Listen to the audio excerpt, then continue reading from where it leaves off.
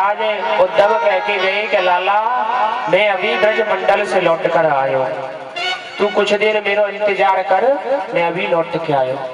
महाराज आज उद्धव को ब्रज मंडल में 7 महीना बीत गए रहते रहते, पर उद्धव को ये नहीं पता चला कि मैं कब आया और मुझे यहाँ कितने दिन बीत गए।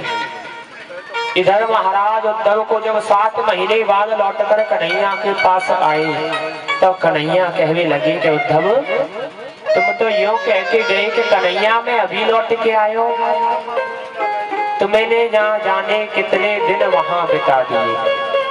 कह रहे मैं अभी तो लौट के आयो, कुछ देर पहले तो गयो। कह रहे उद्धव तुम्हें आज ब्रज में 7 महीना बीत गए रहते रहते, 7 महीना बाद तुम आज ब्रज मंडल लौट कर आए हो। महाराज कन्हैया कहने लगे कि उद्धव अपने नेत्र बंद करो। महाराज उद्धव ने अपने नेत्र बंद किए।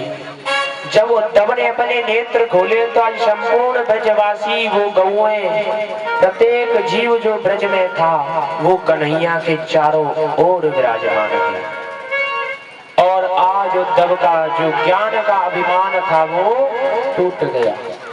बोलिए गोविंद भगवान की जय हो।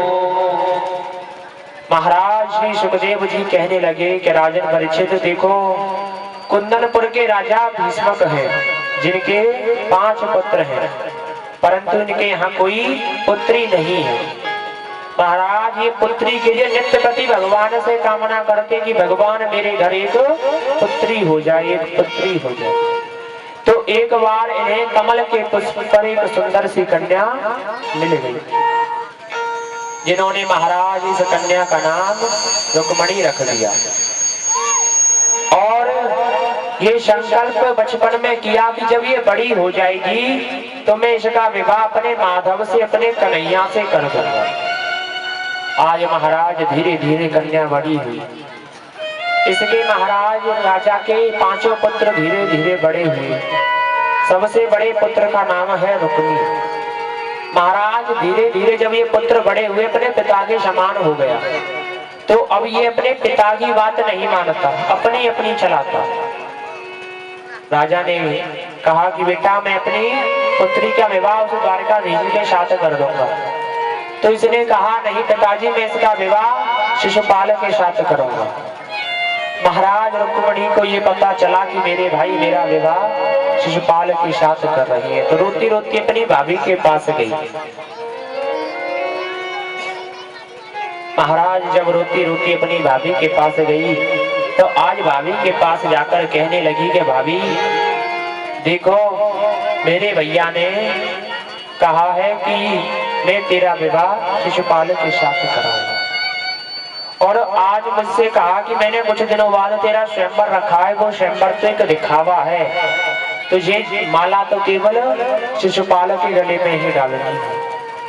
परंतु भाभी मैंने तो बचपन से उस द्वारकाधीश कृष्ण को अपना पति मान लिया है।